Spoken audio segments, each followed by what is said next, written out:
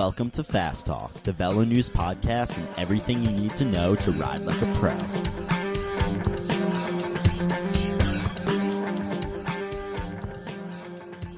Hello and welcome to another episode of Fast Talk. I am managing editor Chris Case, here along with my esteemed colleague and co-host, Coach Trevor Connor. Brr, it is cold outside. It is officially winter. If you live anywhere in the U.S., particularly in New England right now, boy, do we have the perfect podcast for you. You might be looking out your window as we speak and seeing the Arctic conditions out there, wondering, how am I going to train in this? Well, this podcast is going to help. Fortunately, Trevor and I are a couple guys who hail from the Northeast and have spent many hours battling the cold to ride our bikes. We're going to share our experiences and knowledge training during the frigid months to help you improve training in the cold for yourself. In fact, one of us may not have the best sense of when to stay inside and keep warm. And the hint here is that he's Canadian and he talks a little bit funny. So today, we'll tackle the following topics. How does training in the cold affect your body, and is there anything you need to do differently to prepare? We'll offer a lot of tips and tricks on how to set up your gear, what to do out on the road when the thermometer is reading in the single digits, and how to eat and drink. It's all about the whiskey, in fact. Maybe not. Finally, when it just gets too cold or too dark or too icy outside, we'll address alternative workouts, including the right balance of trainer time to still have you ready for that first race in March. So those are the things we will tackle. What we won't tackle in this episode is how to dress warmly. We've done that in a previous episode of the podcast, episode 7. So please refer back to that episode for more details on how to dress warmly. There's a lot of different opinions out there on what works and what doesn't, so we've interviewed a host of guests to give you all the angles. Those guests include, first, we have Stephen Cheung, a great friend of the Fast Talk podcast, science writer for Pez Cycling, who recently published the book Cycling Science, and he's also worked with the Exert training system.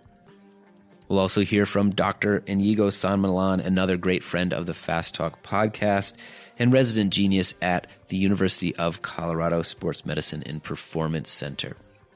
We'll also hear from former professional roadie Tim Johnson, probably best known for his cyclocross antics. He's 3-time national champion in the discipline. But maybe he should really be known for being married to Lynn Bissett, a lovely Canadian. Finally, we'll hear from Trek-Segafredo pro Kiel Reijnen, who's spent much time training in Colorado and Washington State when he's not living the high life in Sicily or Mallorca or all those other lovely sunny places that professionals get to train in. Everyone has different opinions about how to deal with the cold, and our guests are really no exception. You'll hear some conflicting opinions between what we say and what they have to say.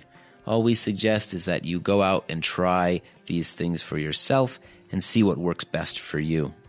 With that, stay warm and let's make you fast.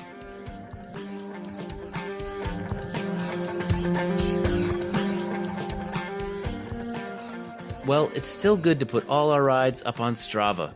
Health IQ is a life insurance company that specializes in healthy, active people like cyclists and runners. They're able to give us favorable rates for life insurance, and they have a special website just for us, Fast Talk listeners. www.healthiq.com/fasttalk, where listeners of the show can go to get a free quote. While you're there, submit race results, screen grabs of your Strava or MapMyRun account, or other proof that you are indeed a regular cyclist, and you'll get a better quote.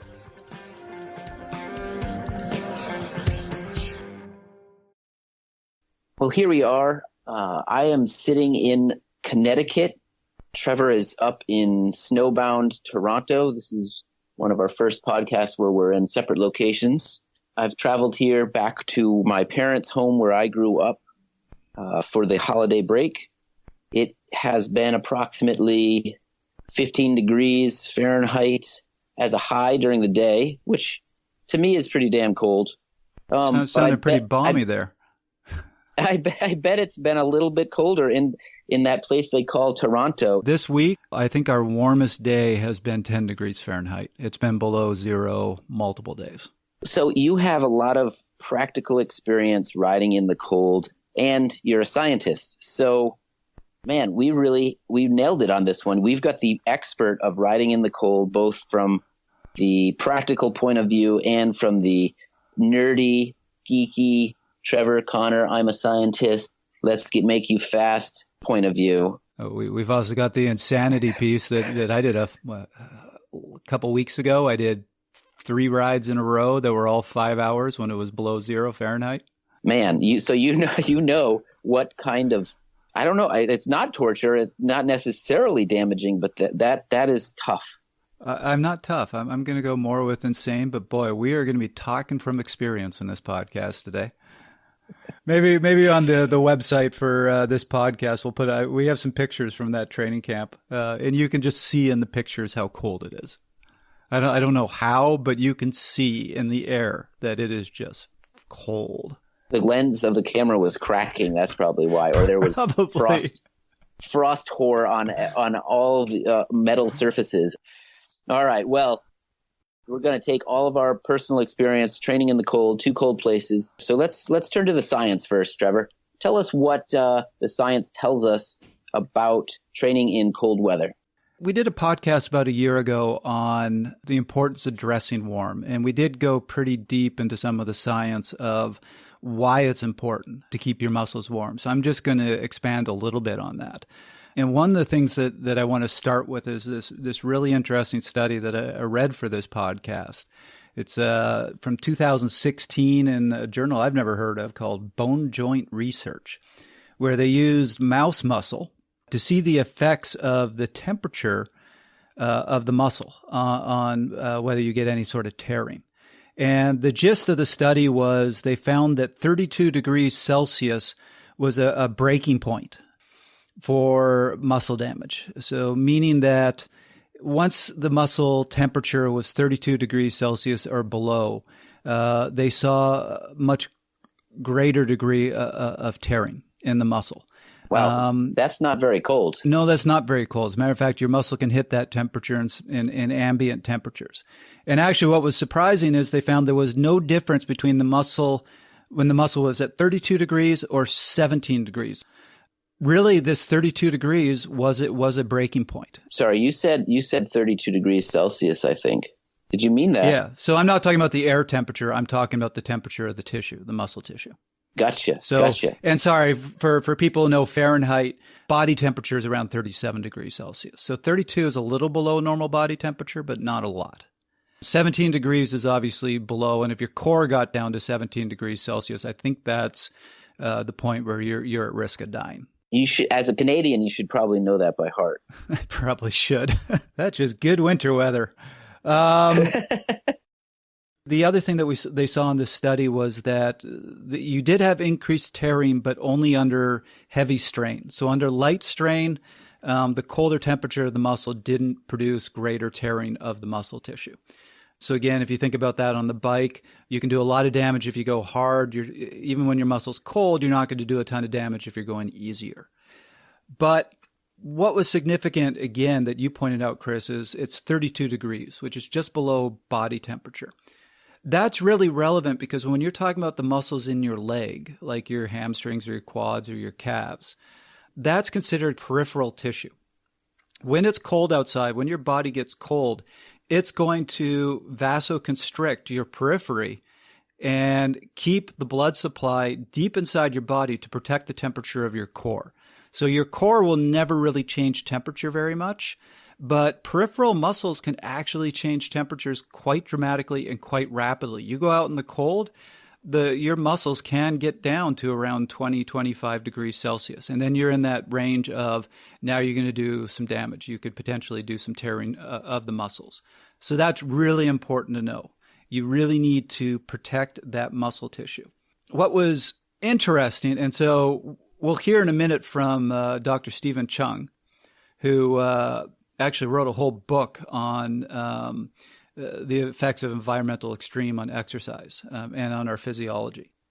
He was involved in some nasty studies where they basically put him in a cold room for a couple hours to get his core temperature down, to get the muscle temperature down, and see the effect. So he just sat there shivering for a couple hours. It's not a lot of fun.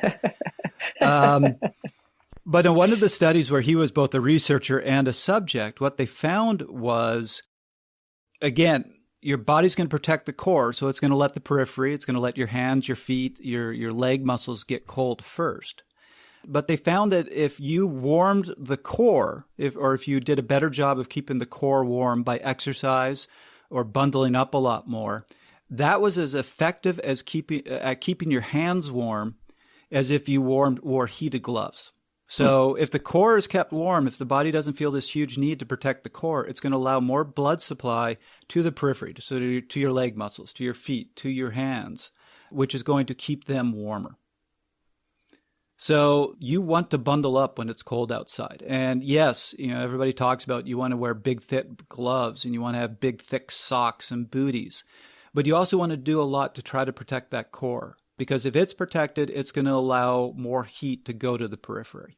Yeah, personally, I try to err on the side of too warm rather than too cold, because if you're too cold or you're not protecting the core enough, it seems like you never get warm, and your periphery gets even colder and stays that way. Whereas the opposite is true. If you can keep the core very warm through layering and things like that, if you need to vent, that's great. But if you don't have the warmth there to begin with, you're going to suffer.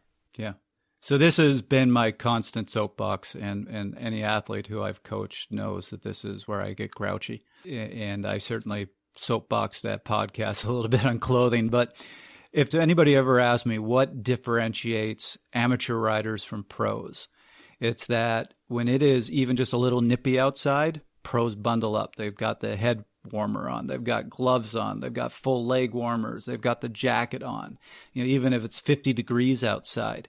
Where amateur riders, for some reason, they just have this fanaticism about, I don't want to overheat. It's better to underdress. And I've seen times where it's below freezing out and guys are in knee warmers, and it kills me. Err on the side of overdressing. If you overdress, you're a little bit uncomfortable. If you underdress, that's the point that I was trying to make with these studies, you are causing muscle tearing. You're doing damage.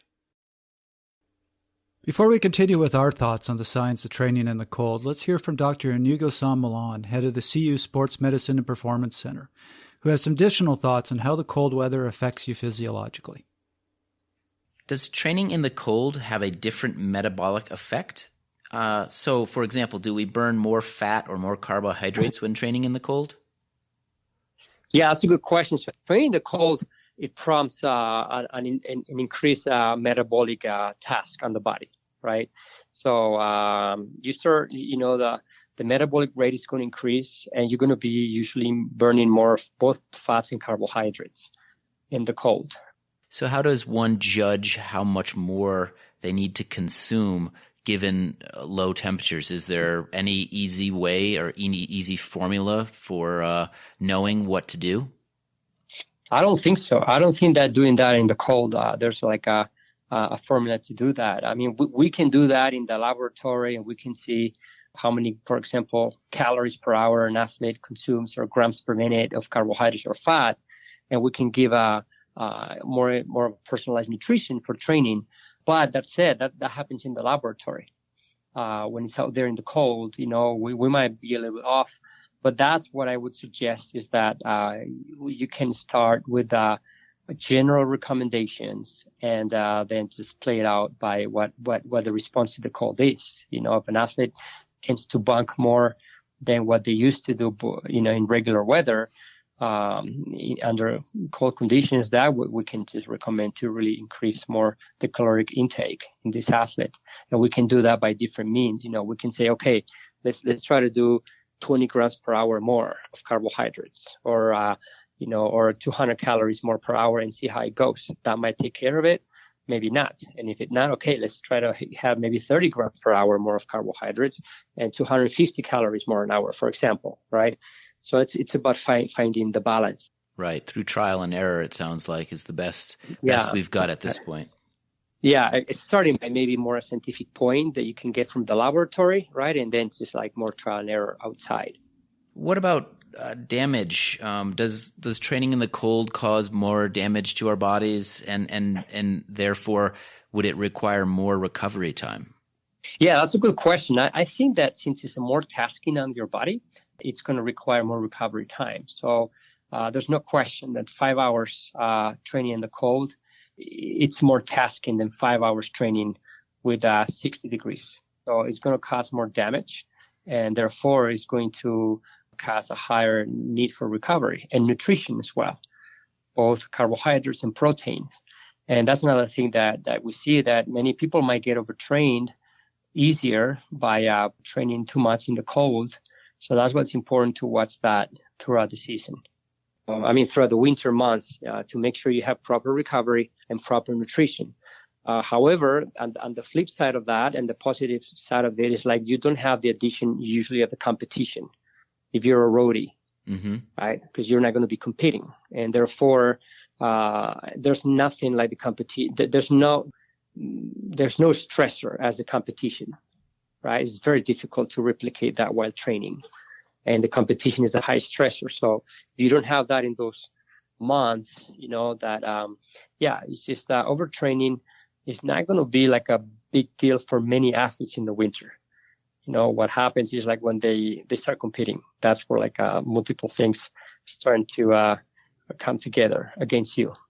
That said, if you're being stressed or that training in the winter has been tasking on you, you start building up, and it might show in the spring. It might not necessarily show in the winter.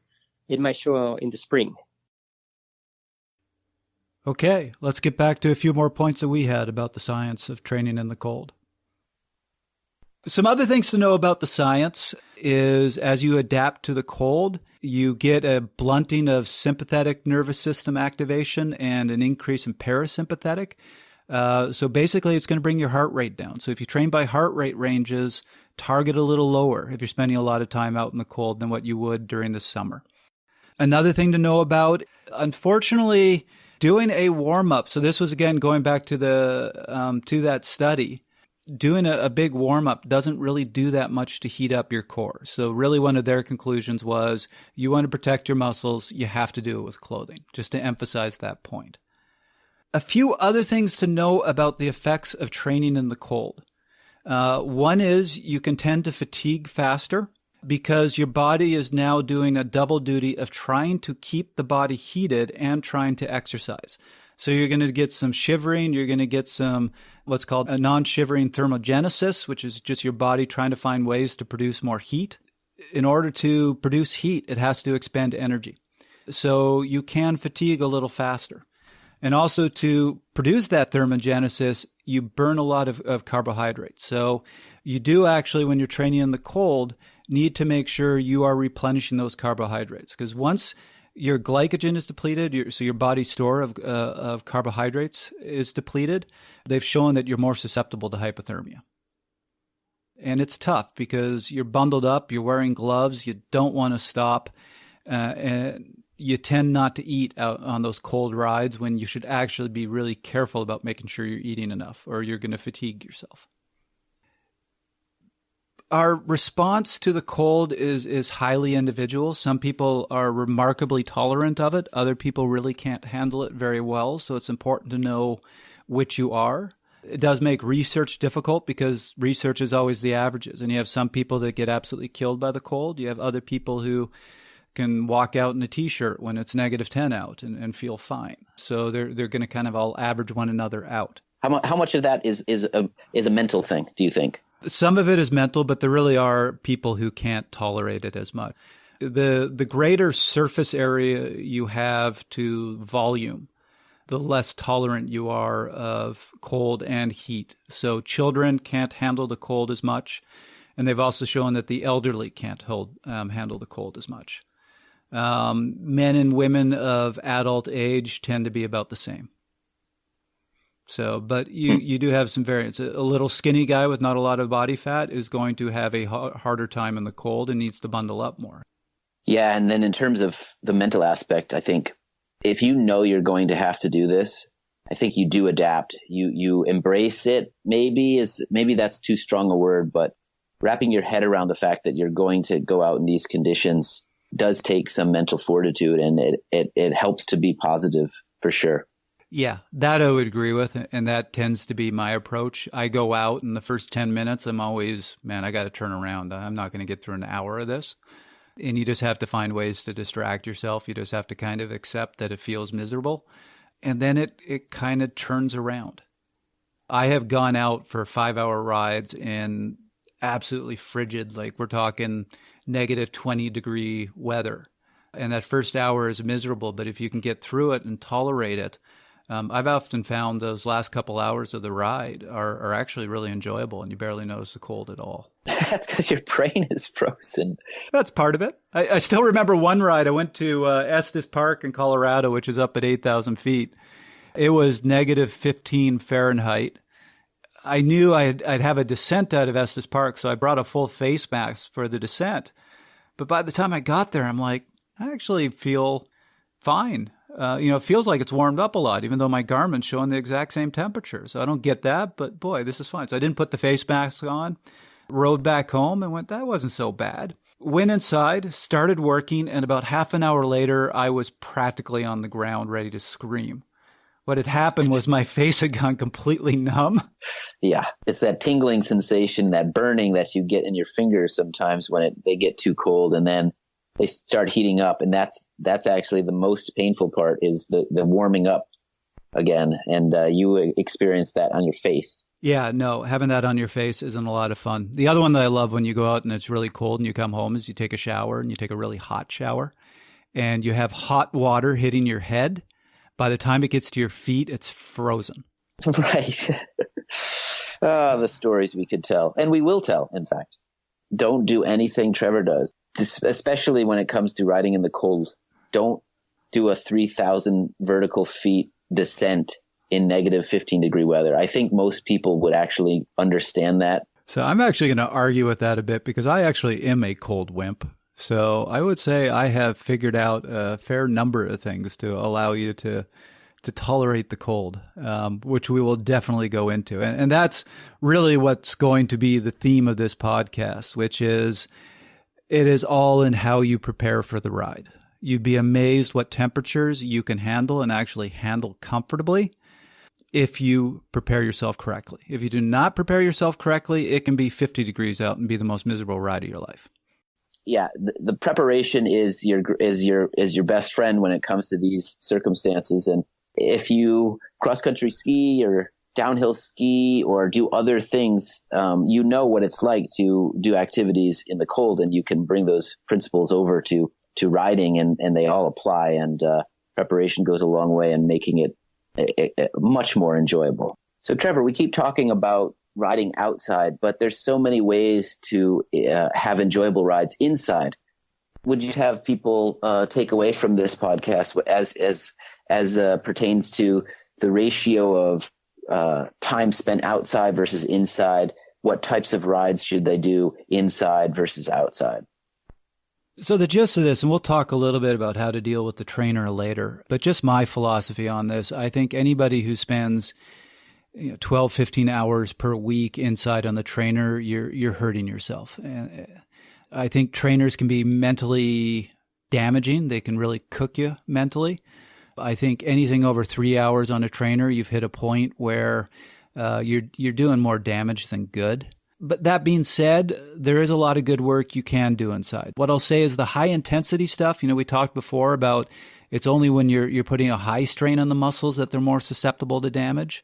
So high intensity interval type work, that's a perfect candidate for do it inside, do it on the trainer, get it done, get off the bike. So I do all my interval work in the winter on the trainer, but it's never more than an hour and a half. The long ride, on the other hand, the issue is in the winter is when you want to be getting that endurance work, and doing a 4 or 5 hour ride on the trainer to me is just death.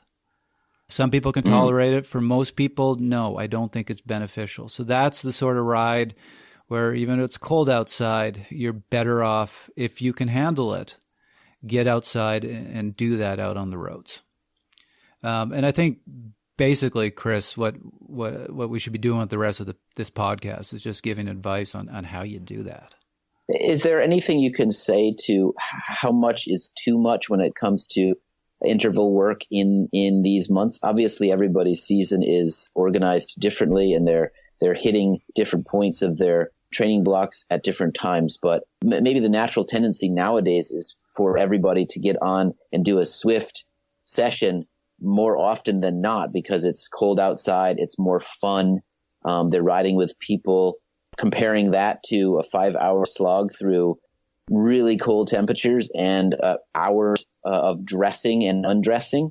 Well, I think you're getting into one of the big debates right now, and there's certainly some people out there who are going to argue with me tooth and nail.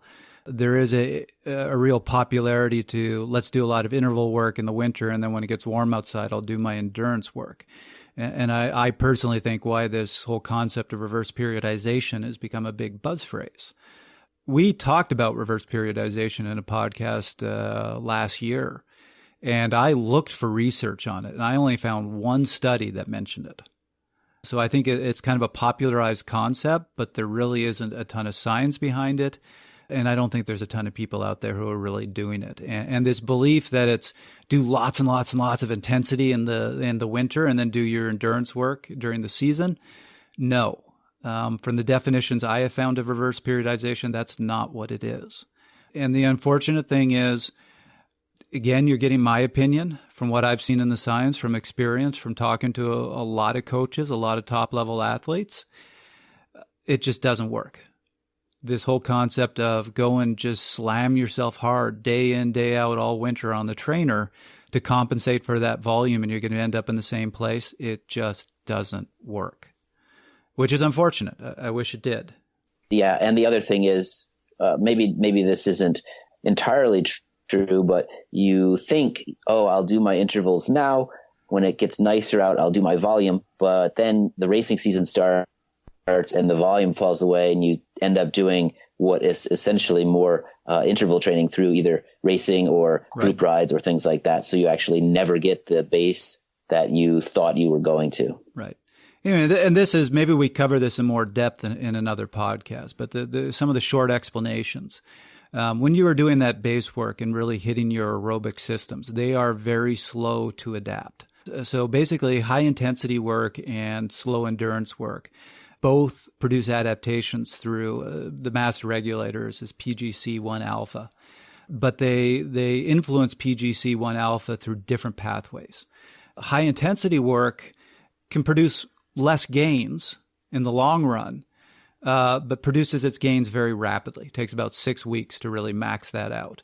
The slower endurance work takes months to years, but can produce much, much bigger gains. So if you're spending the winter doing a ton of high intensity, you're going to quickly max out what sort of gains you can produce.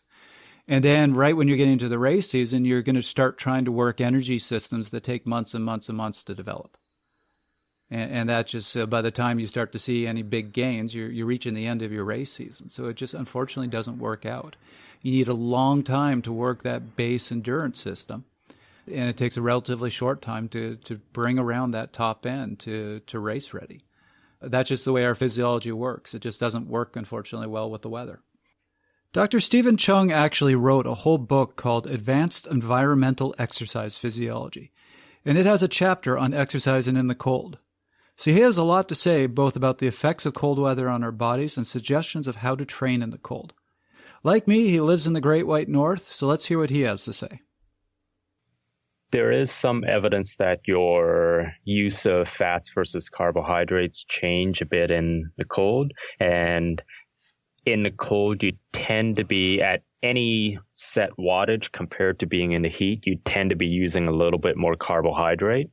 And that may be a deliberate choice by the body, or it may be forced on it by the fact that you are a little bit cold and you are shivering. So if you are shivering, it primarily relies on carbohydrates. So overall, yes, you tend to use a little bit more carbohydrates in the cold compared to the heat. So you want to make sure you are fueling properly as a result.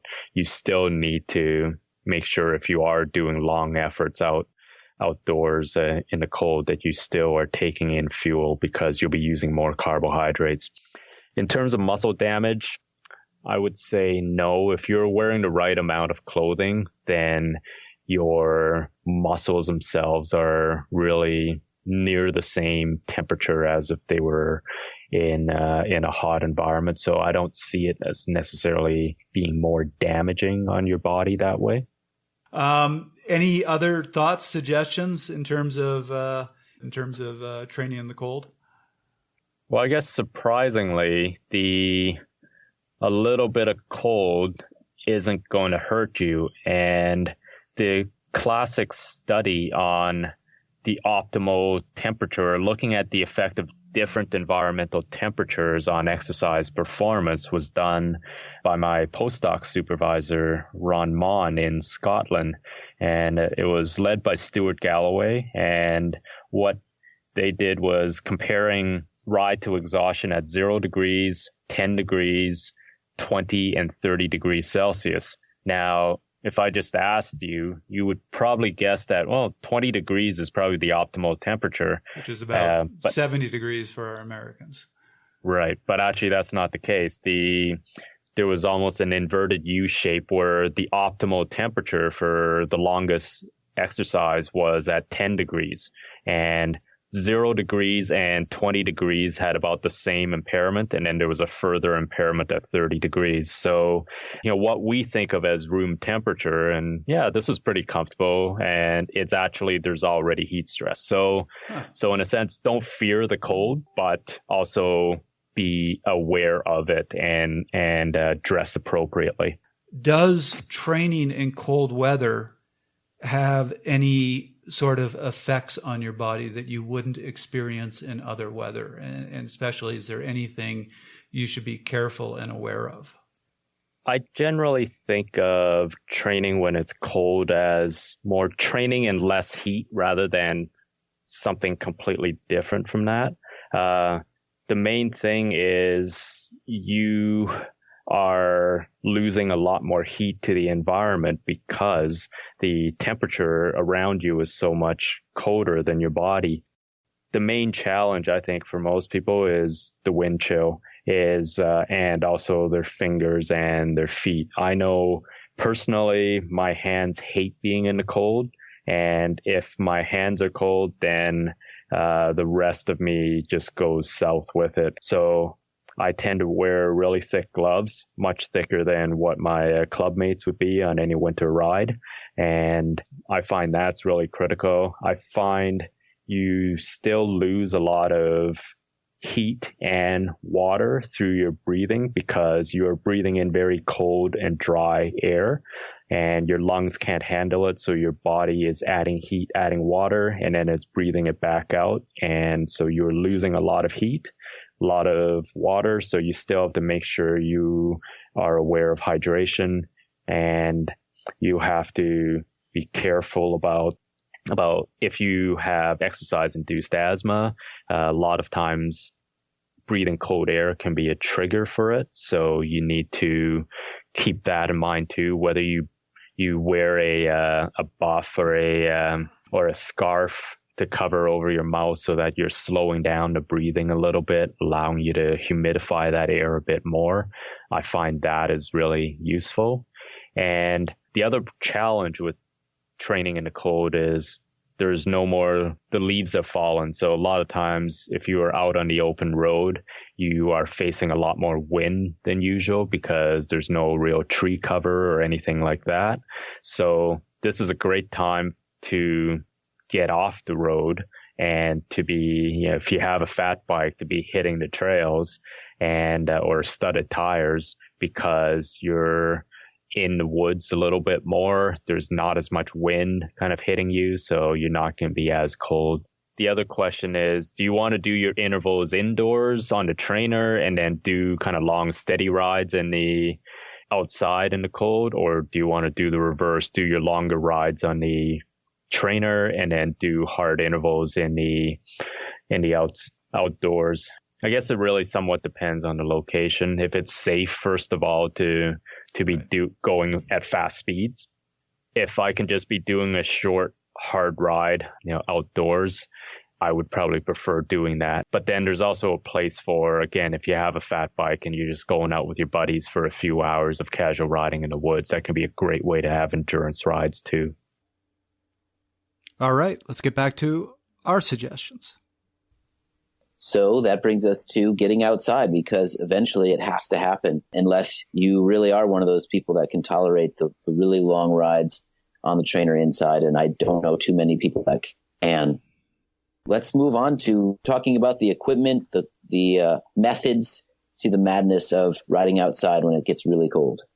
When you're dealing with equipment and you're getting yourself ready for that ride, here's the key thing to remember. Most of what cools you down is wind chill. As cold as it is outside, actually, believe it or not, 0 degrees Fahrenheit, if you're bundled up, is really manageable until you're going 20 miles an hour. And I don't have the tables in front of me, but what that brings the perceptual temperature down to is just numbers you don't want to hear. So what that means is when you are out training on a cold day, speed is your enemy. The slower you can go and put out the same wattage, the happier you're going to be. So don't take your race bike out in the winter. As a matter of fact, I always recommend to people, if you have it in the budget, have a winter bike and slow that bike down. Put fenders on it. I use a cross bike on really cold days. I ride the knobby tires and bring the tire pressure down. So all this just slows the bike. I have several athletes up in Toronto who own fat tire bikes. And on the really cold days, they go out, they're putting out some pretty good power, and they're going 9 miles an hour. And they're actually quite comfortable. So basically the winter bike, you want it to be slow, you want it to be heavy, you want it to be crappy because there's salt and junk on the road. You don't want any expensive gear on it. You want it to be bomb-proof, and you want it to be safe. So also make sure you have lights on it, because you never know when the weather's going to get bad and daylight isn't as long in the winter. Again, I talked about put thick tires on. If you are riding smooth tires like regular road tires, don't get the really expensive $100 race tires. Get the super thick $10 garden hose tires that can handle anything. And then on top of that, get some Mr. Toughies or something like Mr. Toughies and put them inside the tire. This is just a liner that goes inside. I know other people that take just an old tire, cut the top part off of it, and put it inside as a liner. Basically, you want to make sure that that tire is both slow and will never get a flat. You don't want to be standing on the side of the road changing a tire or a tube out when it's that cold. Your fingers might not even work, so it might be extremely hard for you to change the tube out. Mr. Toughies are a good thing. There are many modern tires, training tires out there that are bomb-proof without the need for Mr. Toughies. Certainly a lot of people are probably running tubeless setups. In that case, just lowering the pressure is a good thing. More traction on slicker surfaces, slowing you down a bit, a little more comfortable for the long haul. And honestly, riding mountain bikes and cross bikes in the woods where maybe you're protected from winds, you're going slower. You just have to be cognizant of the powers that you're putting out, so you're not essentially turning it into a high intensity ride by crushing it up the little inclines or accelerating up little hills as you would on some single track. And if it's a snowy place, fat tire bikes are, in my opinion, a bit silly unless there's a lot of snow, and then they turn into really fun machines to carve on snowy trails and explore places that you wouldn't otherwise explore. But the trick here is be happy going slow. When it is cold outside, the slower you are going, the warmer you are going to be. The other strong suggestion I have, if you are even doing part of your time outside in the winter, so daylight is an issue in the winter, just remember that it's easy to get stuck in the dark. And if there's snow on the sides of the road, you're dealing with bad conditions, that's not when you want to be outside in the dark with cars and not be visible. So if you are keeping a winter bike, or even if you're using your race bike in the winter, put lights on it and just leave them on. So if you have that day where you get caught outside, you have a good tail light that you can turn on. In terms of clothing, we've touched upon a few things here, but we won't get into too much more detail. Trevor and his former co-host, Kaylee Fretz, recorded episode 7 on dressing warmly. So check out that podcast for all the tips and tricks on dressing warmly for your winter rides.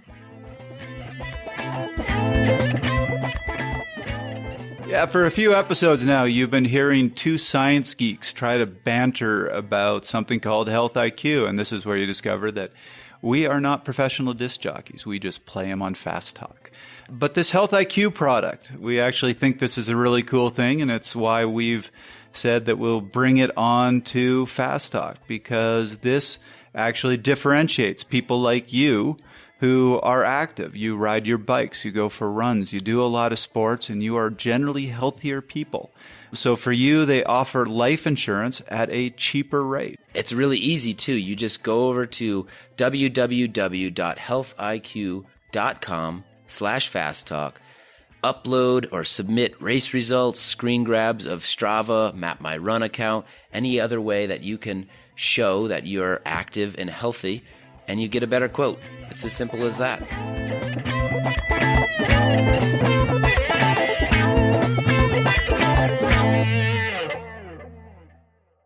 Let's go back to something you said earlier in the podcast about the sort of the extra caloric expenditure of riding in the cold. What do you mean specifically there? And what should people be eating on rides that is convenient and packs the calories that they want during rides like this? So I admit I've never found a perfect solution to this, but what we said earlier in the podcast is you can burn more carbohydrates in the cold because your body's trying to keep itself warm, and it's going to upregulate what's called thermogenesis, which is ways of producing heat, which require expending energy. So you can burn through your body's carbohydrate stores a little bit quicker when you're training in the cold. So making sure you are getting sufficient carbohydrates when you're out on these cold weather rides is important. And it's tough because nobody wants to take a glove off and reach for food. So whatever food you have, be careful about picking something that can freeze. Trying to eat a Cliff Bar when it's 0 degrees out is tough. Try to have something that's easy to access. So frankly, when I'm out in a 5-hour ride in really cold weather, I pack a bunch of candy in my pockets because it doesn't freeze. You can chew it. So for example, something like Swedish fish. And always with the Swedish fish. There are so many uses for Swedish fish when it comes to a bike ride. But they are great on a cold weather day or something like that, some sort of kind of gummy candy. Easy to reach, relatively easy to chew, easy to get out of your pockets, and you're going to replenish those carbohydrates. So be careful. Yeah, about it's hard to fit the entire Cliff Bar in your mouth to try to melt it before biting into it. So you can cut them before you go out onto the ride, so they're smaller, so that you can pop them in, a little piece of it into your mouth, warm it up so that it is something you can chew and digest. But that takes some forethought. If you have a jacket with internal pockets, but something where it's getting a little bit of your body warmth to keep it from freezing, that's a great option if you have that. But yeah, it's tricky to find foods that won't freeze. I tend to eat more what you would maybe call regular food on winter rides. So less of the true performance oriented nutrition products, but just regular food that is less prone to freezing, and it's not as big a deal in terms of digestion and being easy on the stomach when you're riding slower and longer. I think you hit the two operative things. When you're picking your food, pick food that doesn't freeze or you can still eat if it does freeze a little bit. And anything that you can do beforehand when you're sitting inside in your nice warm kitchen to prepare the food, do that. So as you said, if you're cutting it into small pieces so that it's easier to reach and get in your mouth, better to do that when you're inside than when you're sitting outside in the freezing cold trying to bite off a piece of this bar.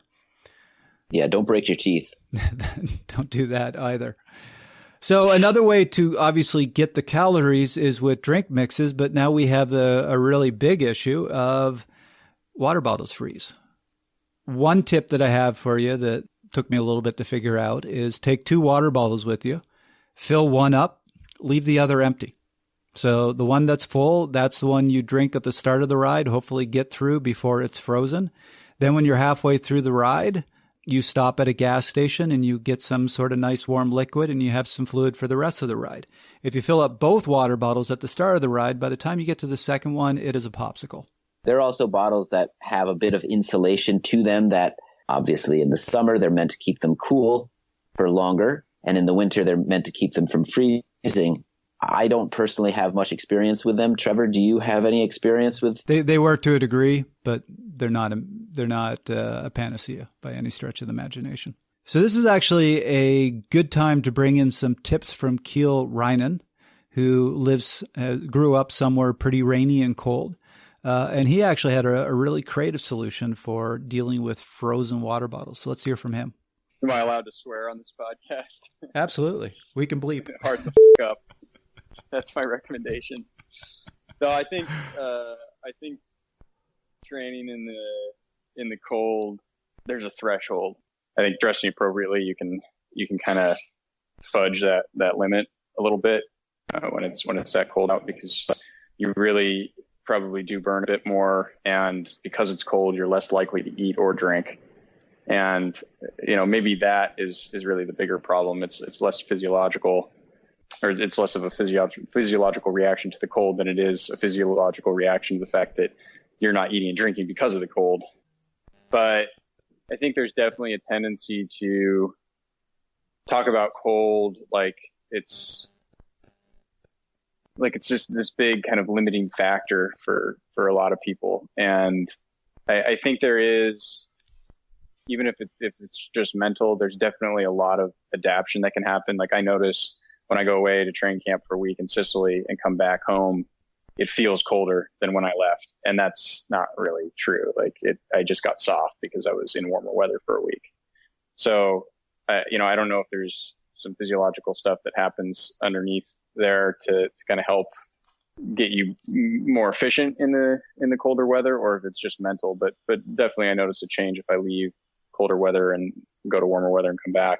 The other thing I do think is when I train in colder weather regularly, my body does some different things. Like I definitely store a little bit more fat, but I also feel more robust. So I feel more durable as kind of a trade-off.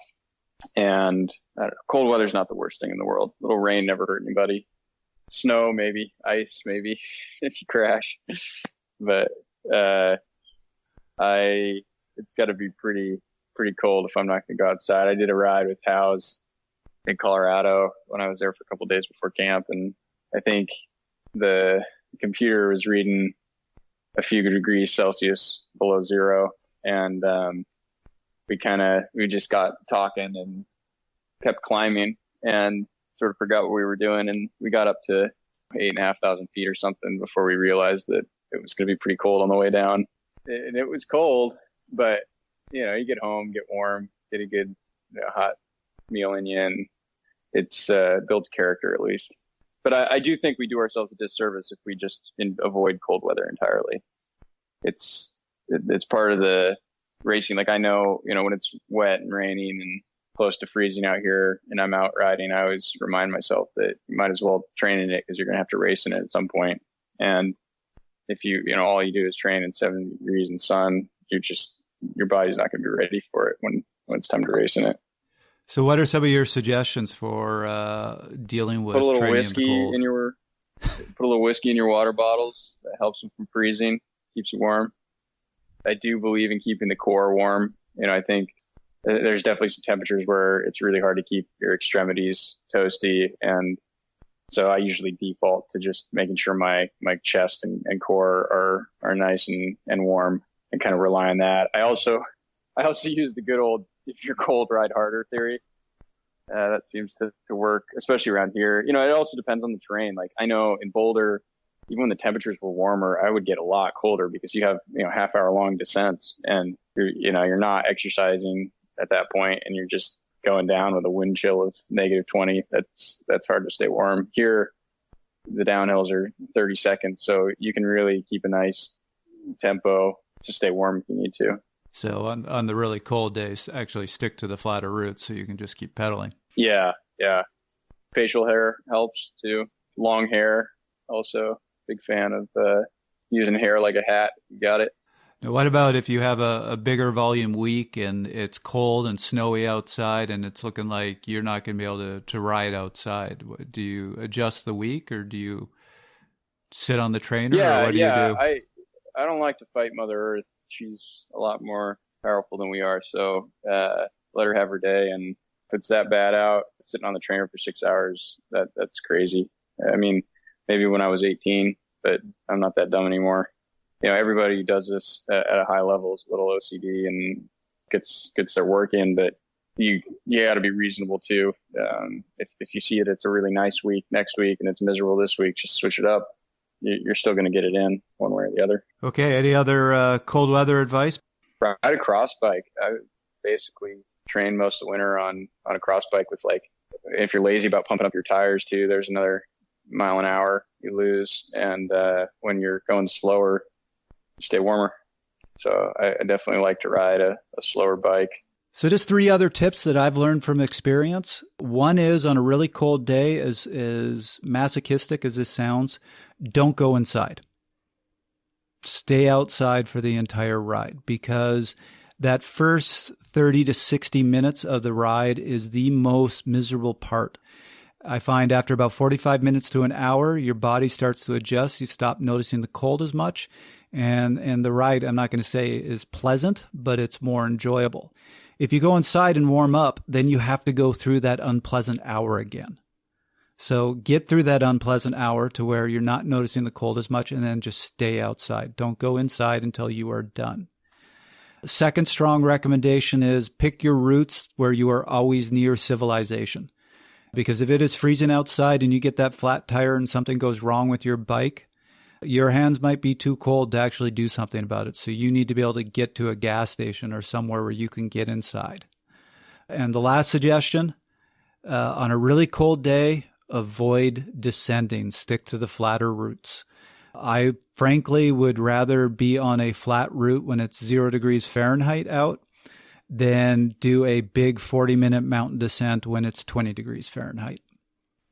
Okay, so we've talked about riding outside. We've told people a bit about how to do it in a more comfortable and safe fashion, but there are definitely people out there that may not have the time or the desire, or it's just simply way too cold to be outside in a safe way.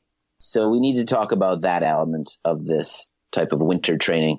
What can people do, or what are the alternatives for those that can't get outside? Boy, did we pick the right week to answer this question, because I have 5 athletes in Toronto who are all on vacation and wanted to do a big training week this week. And it has been snowing and absolutely frigid every day. So most of them are not venturing outside. A few did. So we have had to come up with the alternatives. And there are options. Obviously, nothing beats that good, steady 4 or 5 hour ride outside. So everything we're talking about here isn't going to produce as good a gain, but we're trying to get as close as we can. You know, first of all, we talked earlier, interval work is great on a trainer. I don't think you're having any loss of quality workout by being on the trainer. So we're not really talking about that. What we're talking about is figuring out how to get that endurance work. And there are different options.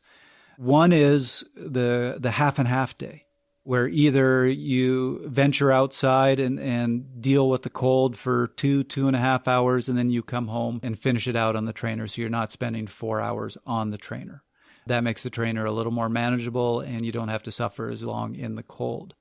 Likewise, if it's snowy and nasty outside, and we're talking about endurance work, a lot of what you're trying to train is what's called your central conditioning, which is less sport specific. So go snowshoe, go cross-country ski for a couple hours, and then the same thing. Come home, get on the trainer, get another hour or two in, and you get your 4 hour workout in a much more enjoyable way. You know, I think about Dr. Pruitt. You know, he was a high-level cyclist, but he loved to ski in the winter. He would go and do his cross-country skiing, and then he would come home and just do 40 minutes on the trainer, just to keep that neuromuscular side, to remind his body what the bike felt like. And he talked about one winter where that's all he did. He hadn't done a ride outside all winter. And then he had a big race, I think it was at the end of March, beginning of April, and he performed really well without having done a ride over an hour outside. So, Trevor, we've talked a lot about riding outside, and I know in this day and age, when there are so many options for riding inside with Zwift, with Be Cool, with the other products, the other online systems where you can engage with others, ride with others, and frankly, push yourself with others. How do you balance that? What is too much when it comes to training on a trainer in your basement in the winter? So this reminds me of the whole, it's probably an urban legend about Eddie Merckx that he used to have a trainer in his basement facing a brick wall, and he would go down and do 6-hour trainer rides staring at the brick wall to make himself mentally tough. That's really cool for Eddie Merckx. I don't suggest that for anybody else. My personal feeling about trainers is I do think all these tools, and let's talk about them in a second, like Zwift and trainer studios, make it much more enjoyable. But I personally will never give an athlete a workout over 3 hours on a trainer. And even that I try to be somewhat selective with. We could probably do a whole podcast on trainers, the pros and cons of them. The big pro of trainers is it gives you a lot of control, especially if you live in the city. If you need to go out and let's say do 5-10 minute intervals, that's really hard to do with any sort of quality in a city where you can do it on a trainer. So there are benefits to the trainer, but when it comes to the endurance ride, again, I think it is mentally draining, and there is definitely a point where that mental damage is not worth the gains. Another thing, and I won't go deep into the science here, but a trainer is different. So when you are out on the road, the wheels determine your inertia. So these big wide wheels or big circumference wheels. When you're on a trainer, inertia is determined by the flywheel of the trainer, which is much, much smaller. So you have far less inertia on the trainer, and your body is aware of that. So your muscle firing patterns are a little different. It is a little more fatiguing on you. And I personally believe it's more fatiguing, but without any greater gains. So the cost benefit of the trainer is not as good as being out on the road, which is part of why if I can be outside, I will be outside. So just bear that in mind. I know I've seen a lot of really committed athletes who their coach gives them 14 hours of training one week and it's miserable conditions, and they just go, I got to show my dedication, and they hop on the trainer for 14 hours and they burn themselves out. Be careful about that. You can't do the same thing inside that you can do outside. So when it comes to the endurance ride, if it just looks like I've got a couple of weeks with my athletes where they can't get a good ride in outside, I will look for alternatives like doing the half and halves, get outside for part of it, do part of it on the trainer. But if they are just stuck on the trainer, what I like to do, which again, I don't think is as good as a steady endurance ride, but we're not looking for as good. We're looking for next best. And I think a 2.5-3 hour ride, most of it zone 1, zone 2, and then throw in 2 20-25 minute intervals at more of a sweet spot intensity is kind of the poor man's endurance ride. I will also kind of finish this by saying I do think some of these new tools that are out are absolutely fantastic. So up in Toronto, we have a lot of these trainer classes where they just have a studio set up with trainers. And athletes will all get together in the morning or in the afternoons and train together. I think that social aspect helps mentally. I think those are great, and they're available most places. Things like Zwift, Sufferfest, I think make it a lot more enjoyable. And it's only because of these things that I'll even now recommend going up to a 3-hour ride. What's the danger with them in terms of the tendency for people to ride too intensely because it's a competition in a sense? So I'm not going to give any names here, but I have a friend who knows my opinion about always doing intensity in the winter. And for some reason, we keep getting on Zwift at the same time. And every time I get on, he is in a training race on Zwift. And so I will just kind of give him a thumbs up just to let him know I'm there. And 5 minutes later, he's off Zwift. So you do have to be careful. I will quite often, even when I'm using Zwift, I will still use, I do have a trainer that can control wattage. I will use the controller for the trainer and program in my workout to avoid that temptation to race people. Basically, I have no control over the power. So I will still say, even when you get on Zwift, sometimes hopping in that training race like once a week, it can be a lot of fun. When you are doing intervals on Zwift, keep it under control. Avoid that temptation to race people. Do the intervals right. I had the opportunity a few years ago to interview 3-time national cyclocross champion Tim Johnson about riding on the trainer. Being from Massachusetts, which gets pretty cold and snowy in the winter, he knows a lot about the ins and outs of the trainer. I think the times when people just sit on a trainer and they don't really do anything, there's not really much effort. There's not really much speed. That's kind of a waste. Sometimes I think it's a waste when it happens a lot. I've seen it throughout my career, is that I know people that get into the sport and they take it, full gas, and they will do 3, 4, 5 hours on the trainer on some random winter or spring day, and they're literally emptying out any kind of motivation in huge buckets and throwing it out the window. So that same person in July or August or September has basically quit the sport. And it's like, that to me is a waste. You start to do manageable pieces of a workout or fitness, but I think anytime I've seen people do those kind of, I think I'd probably call them panic workouts, it's a sign that something else isn't going right. They're like, their expectations are completely off. Maybe they're trying to prove themselves to someone else or to themselves, whatever it is.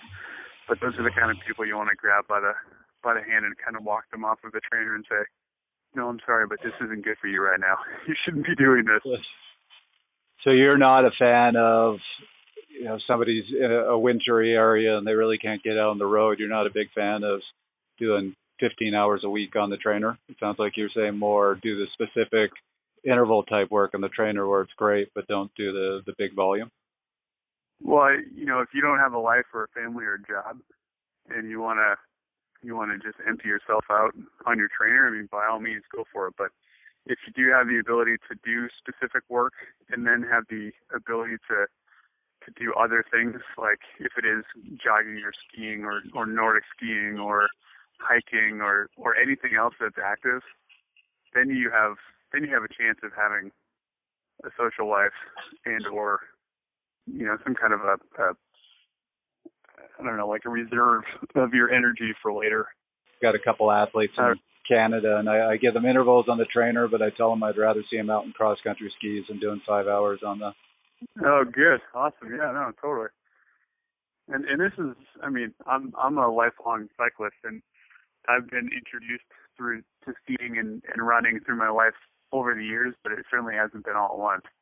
It's a learning process, but I think the tips and tricks from people that have been in this for a long time are more useful than the people who are like, well, my power to weight went up, 0.5% because I haven't eaten and I've done 15 trainer workouts this week, and it's, oh, by the way, it's March, that I think that's the horse shit that you need to kind of separate from.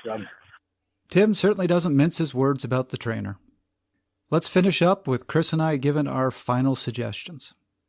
We've talked about a lot today. I think it's worth going back and giving our own top 3 most important tips of the podcast at this time. So why don't you start? So I think my 3 are kind of more some of the broader themes or principles to remember when dealing with cold weather. One is to remember that it can be remarkably cold out and you can still get a somewhat enjoyable workout. It all comes down to the preparation. So you underdress, you have the wrong bike, you don't bring the right type of food, and it's going to be miserable. You dress appropriately, you have a good winter bike, and you'd be surprised what you can tolerate. The second one, which is this won't be the last time you're going to hear this from me, is always remember, when you overdress, you're a little uncomfortable. When you underdress, you are doing damage. Always err on the side, especially on cold days, of overdressing. And I would say my final point is, we need that endurance work. This belief that you can just do high intensity to compensate in the winter and you're going to end up at the same place when you get to the race season, I just don't buy it, and I don't see it in the research. So if you want to be at your best, you have to get that endurance work. But what we tried to present here is ways of getting that dealing with cold weather, which can either be really bundling up and just going outside and gritting your teeth, or doing things like half and halves. Get outside for part of it, be inside for part of it. Or if you're inside, alternative workouts that aren't as good, but are going to get you most of the way there. I'm a little less of a masochist, I would say, than you, Trevor. I also wrap up my cyclocross season around this time of year. So for me, my winter starts with taking some time off, which is good, but I get back into it and I like to keep things fun. So I'm not necessarily going to get on the road bike right away. I will mix it up and try to get on the mountain bike more, stick to the cross bike, stick to trails where things are naturally going to be less cold because the wind chill factor is less severe. So that would be one of the things that I would emphasize is do things to stay slow, because speed in this sense is your enemy, in that the wind chill can make a cold ride a just miserable ride if you're not well prepared, like Trevor said. Another one that I would emphasize is a good one that came from our friend Kiel. You know, there's nothing worse than getting out on a long ride and you don't really turn to the bottle, the water bottle that is, all that often. But when you do and you reach down and it's just a block of ice, it's terrible. So the trick of adding a little bit of your favorite booze, shall we say, is a good one. Don't overdo it, obviously. I love it. You actually went there. That is one of your top 3 pieces of advice. Become an alcoholic in the winter. You pitched it to me. I couldn't think of anything else. So don't use it. Don't use it. No, if you're drunk enough, you won't notice the cold. No, we're using that. Secondly, I would say remember the mental aspect. Thirdly. Secondly, I would say remember the mental aspect. First of all, it may be cold outside. It may seem like you're going to freeze. If you're well prepared, that's great. But also go into it with a bit of positivity, and things will seem better than they might otherwise seem if you're just sort of cranky about it and grouchy about it and just not into it. It's going to be a lot easier to turn things around if you stay positive and enjoy it. If you're training for a big race 6 months into the future, just know that the work that you're doing now in the winter is all a part of preparing for that race. Keep that in mind, and that'll help you get through all those miles. Third, I would say a little bit of investment in the right equipment is a good thing. Now, I'm not talking necessarily about the bike. I think, like Trevor said, but your emphasis on get the crappiest bike you can for your winter bike, that's great. I would almost agree with that. I mean, if you don't have that as an option, you don't need that. And certainly, a nice bike for the winter rides, nobody should fault you for having such things. But I'd also say that investing in a little bit of the right clothing, the right base layer, some nice gloves, they're going to go a really long way in making all of these winter rides a lot more enjoyable. You don't have to go out there to suffer. That's really not the point. And that's not necessarily going to make you stronger or tougher or a better cyclist. Don't be stupid and invest in the right equipment for the job. Certainly, Trevor and I have some good experience, and we've hopefully shared some things that you've learned from, but I bet there are a lot of listeners out there that have plenty of other tricks and tips, and we'd love to hear from you. We always love to hear feedback from our listeners. Send us a note, tweet us, share it on Facebook when the episode goes live, or post a comment on SoundCloud when you see this episode, and we'll be sure to collect all of those tips and share them back with all of our other listeners. That was another episode of Fast Talk. As always, we love your feedback. Email us at webletters@competitorgroup.com. Subscribe to Fast Talk on iTunes, Stitcher, SoundCloud, and Google Play. Be sure to leave us a rating and a comment. While you're there, check out our sister podcast, the Velo News Podcast, which covers news about the week in cycling. Become a fan of Fast Talk on Facebook at facebook.com/VeloNews and on Twitter at twitter.com/VeloNews. Fast Talk is a joint production between VeloNews and Connor Coaching. The thoughts and opinions expressed in Fast Talk are those of the individual. For Chris Case, Dr. Stephen Cheung, Dr. Iñigo San Millan, Tim Johnson, and Kiel Reijnen, I'm Trevor Connor. Thanks for listening.